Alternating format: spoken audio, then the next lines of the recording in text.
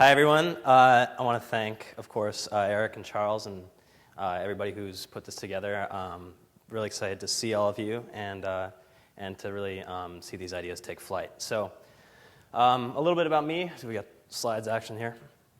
I'm the co-founder and CEO of a company called Dropbox. Do we have Dropbox users in here? Oh, my God. Awesome. If you don't have Dropbox, ask the person on your left, and you'll get some free space. They'll get some free space. It'll all be great. Dropbox is basically a really easy way for people to share files across their computers and with other people. We got started out of Boston in 2007, Y Combinator funding. Moved out here that fall and raised some seed money from Sequoia and raised money from Sequoia and Excel since. I want to cover some of the things that are a little bit unusual about our experience. So one thing that's been really fortunate is we started out with about 100,000 users at our public launch, and that's grown pretty quickly to many millions in about 18 months. And we did this largely, we ran experiments, but by and large, our customer acquisition methods have no cost besides the cost of servicing free users. And just as far as our business model, we have a free 2 gigabyte account, and you can just go to Dropbox.com and try it out. And if you need more space, you can buy it. Something that's a little unusual about us, we have client software. So there's a pretty high friction activation step where you have to download and install. And so that's something that, it's not like the typical web application where you can be done in a second or two. And as I'll talk about, we had a ton of competitors and still do, especially back in the time frame around 2006, 2007.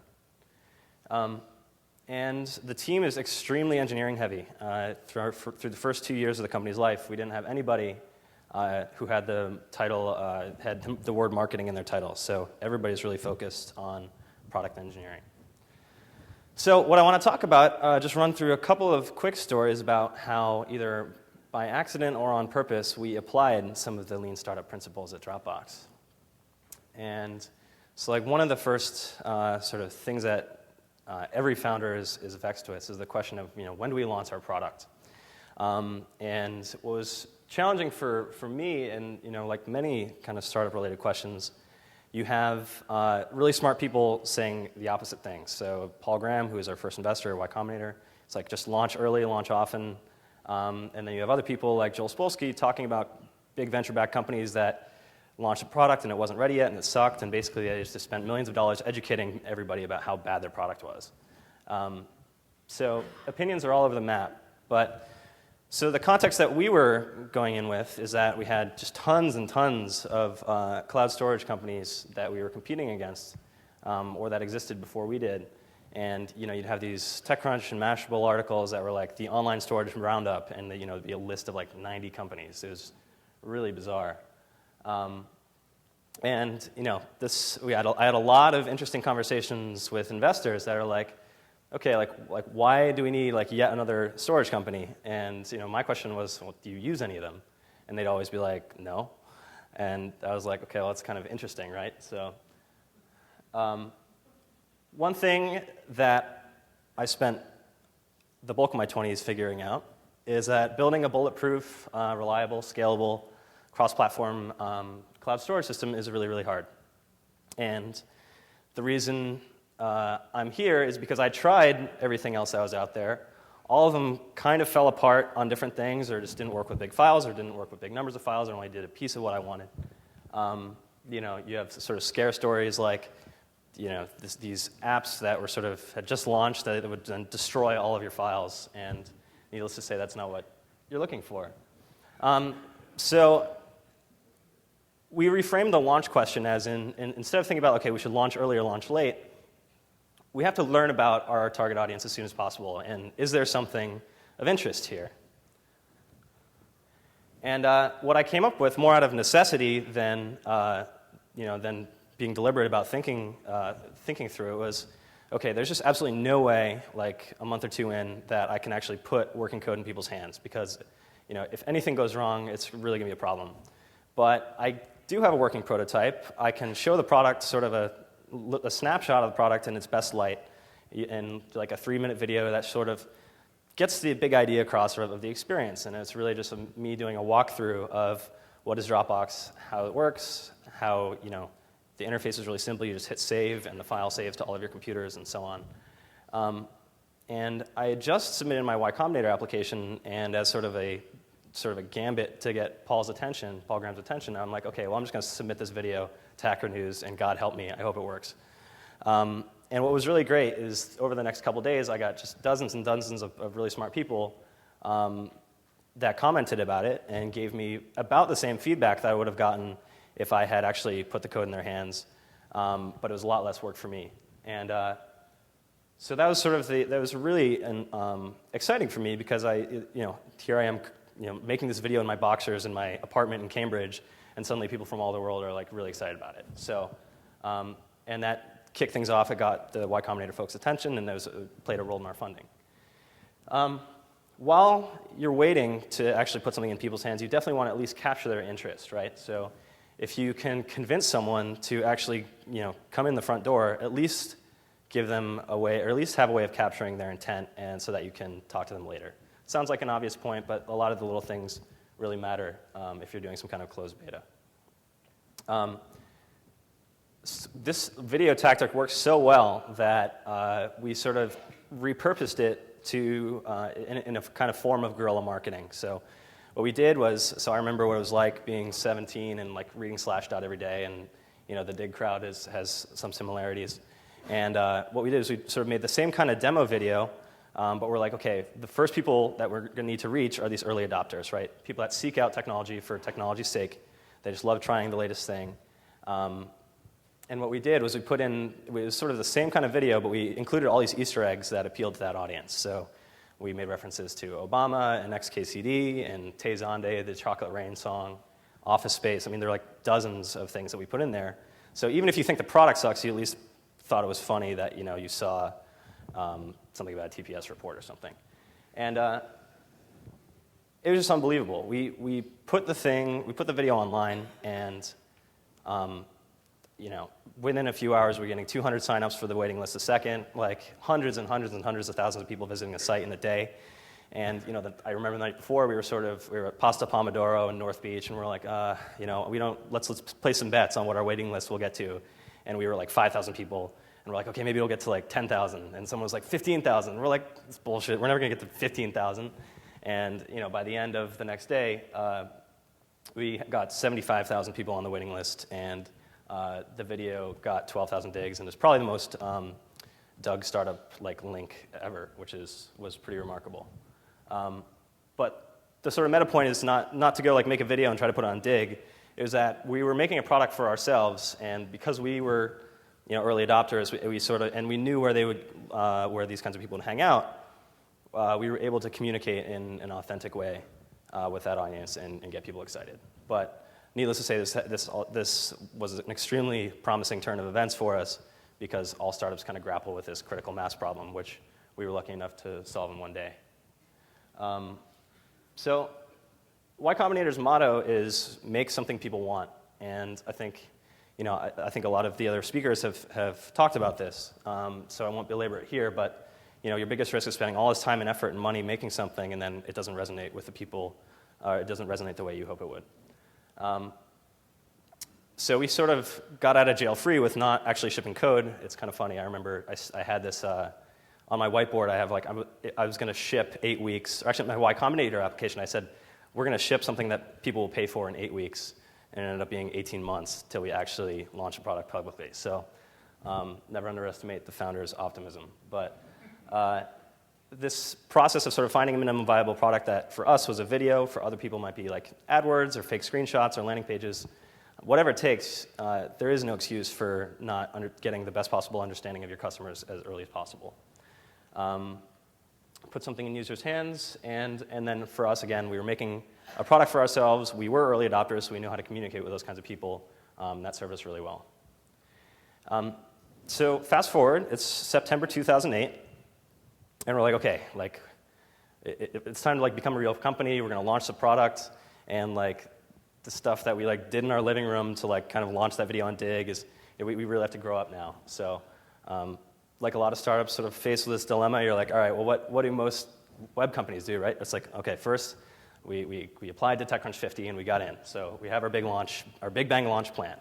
That's good. Then we need to buy some AdWords and probably then like hire a PR firm or VP marketing or something, but we need to do it, and because we're like amateurs. And so forget all these like wonderful no-cost things that we were doing to like get out to hundreds of thousands of people. Now we have to get real marketing people involved. So we ran a bunch of experiments with paid, different kinds of paid customer acquisition drivers, and got a really talented, really expensive marketing guy to help us out. And we sort of went through the motions. We made our landing pages. We picked our keywords and so on. Launched it, and had some awesome results where our cost per acquisition was between $233 and $388 for a $99 product. So, not great. And this was one of several things that we tried on the paid acquisition front, where we're like, look, Mozy, Carbonite, or whoever the other storage guys were all buying keywords left and right. The problem was the keywords that had any volume were all bidded up probably by other venture-backed startups. So, bad situation. And a number of other problems with it. All the scaffolding and engineering effort we put into supporting this sort of steering people to a paid-only sort of trial of the product as opposed to a free product just caused a lot of problems. So, at the end of the day, 3 or 4 of these experiments canned all of them.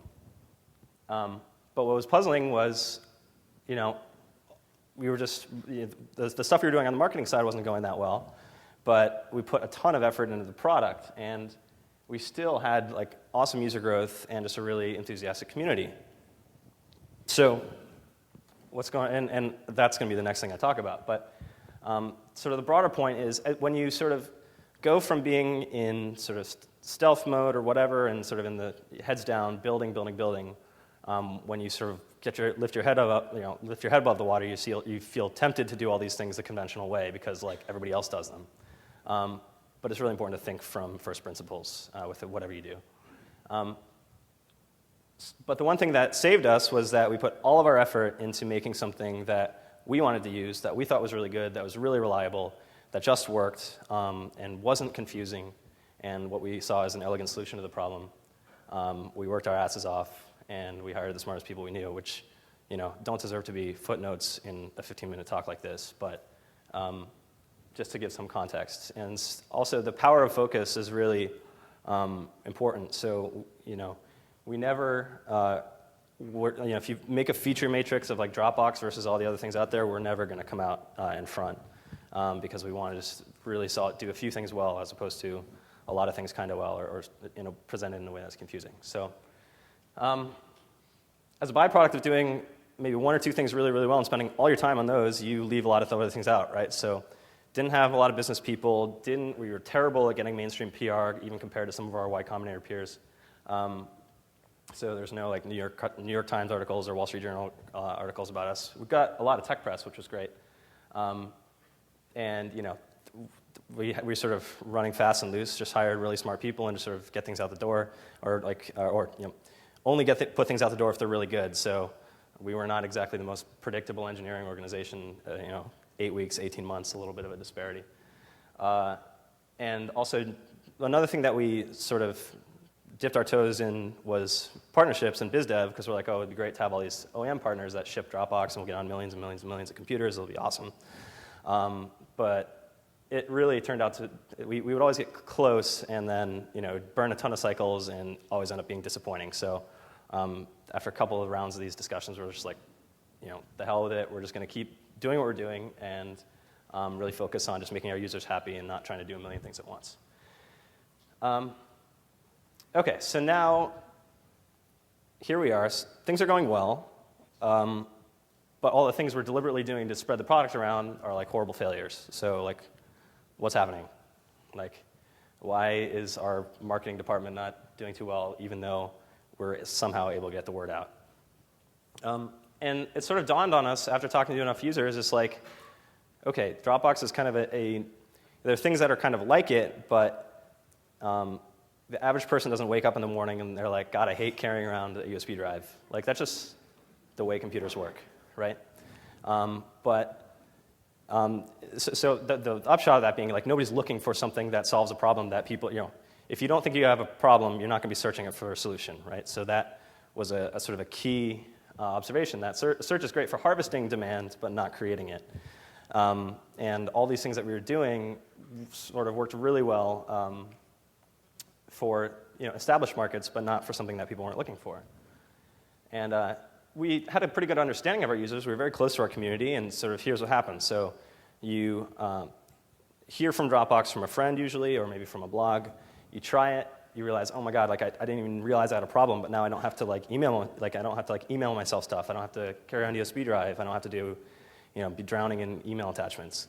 And the product actually works. The frustration that I had with a bunch of stuff being kind of half done or buggy, we really, really, really tried to be rigorous about making sure that out of 1,000 people that got in the door at Dropbox or that tried the product, that there would only be issues with a very, very small minority with them. And we had a lot of ways of measuring that. And because the median experience with a new product is like hitting the back button, right? Because most things you try them and you sort of never come back, or it sucks, and you just go on to the next thing. Dropbox really resonated with people, and they were sort of unexpectedly happy that here's this problem I didn't even know I had, and now it's solved, and this thing works, and now I'm going to tell all my friends. So around this time, I'd also stumbled across 4 Steps to the Epiphany through Mark Andreessen's blog, and I think Steve Blank's explication of what different market types are sort of really set some of these things in context, like why the deliberate things we were doing on the marketing side were failing, yet we were finding that empowering users to spread the word about Dropbox was really successful. So just bear in mind that if there's already an existing market for what you're making, your tactics can be way different from if you're going into an entirely new category. So armed with that knowledge and tired of getting our asses kicked on the paid acquisition side, we decided, okay, our users, we have a ton of happy users. Instead of trying to make display ads or other things or search, why don't we just give people tools to do what they're already, or better tools to do what they're already doing as far as spreading Dropbox around. So sort of the hallmark thing that we did was what we call our referral program. Basically, if I tell you about Dropbox, you get an extra 250 megabytes of space. I get an extra 250 megabytes of space. It's kind of like a typical referral link kind of behavior, except that both sides are rewarded. So it doesn't feel, one thing that was really frustrating about sort of seeing referral links on the web is you sort of felt like you were being used. Anytime your friend's like, hey, check this out, and it's has this really spammy looking referrer code on the end. But if both parties benefited, people found it a lot better. And this was also inspired by back in the day, you could get $5 from signing up for PayPal with a couple of tweaks. We were also really fortunate to cross paths with Sean Ellis really early on, and he sort of reassured us that it was okay to be doing what we're doing and have start with a very kind of quantitative focus on the fundamentals of how you reach users and how much you pay to acquire a user and lifetime value. And one of our early hires was someone who did nothing but analytics. So there are all kinds of different things he sort of got us pointed in the right direction, which was really fortunate. One of the first full-time hires was an analytics engineer, and that paid off a lot because we could do all these split tests. And I encourage all of you, if you're in a consumer internet business, to sort of look at the playbook of different things that are out there. Between social gaming and sort of anything that's grown really quickly, you should sort of always in the back of your mind be thinking, okay, well, what specifically did they do to make that happen? So how does landing page optimization work? How does SEO work? How do all these different things? Because all these little victories in the margins add up to big gains in the long run. So the referral program was phenomenally successful. So in the trailing 30 days, the stat I pulled today is that our users have sent 2.8 million invites, direct referral invites, and that number keeps going up. And so again, we were fortunate to go from 100,000 users to the last published numbers is 4 million in January. And again, it's from these word of mouth and viral efforts that we're doing between the referral program and the viral features in the product, like shared folders and so on. And the result is that we've had between 15 and 20% month-over-month growth since launch, just by that change in strategy to empower our users to spread the word. So with that, I'll wrap up. I know we're running behind, so I won't recap everything, but happy to take any questions. Thanks.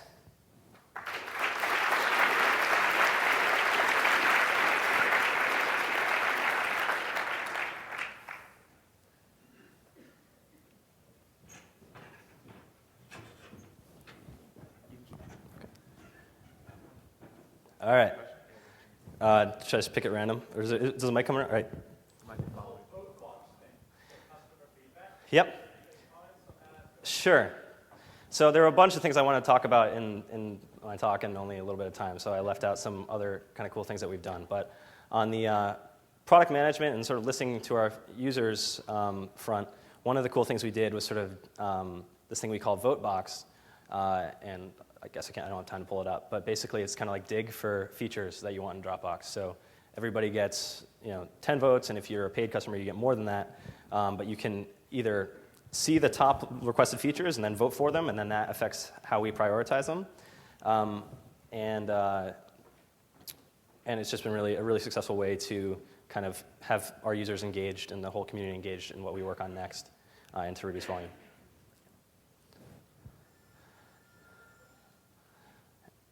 Am I missing one? Okay, there we go. When you started investing in analytics, Yep.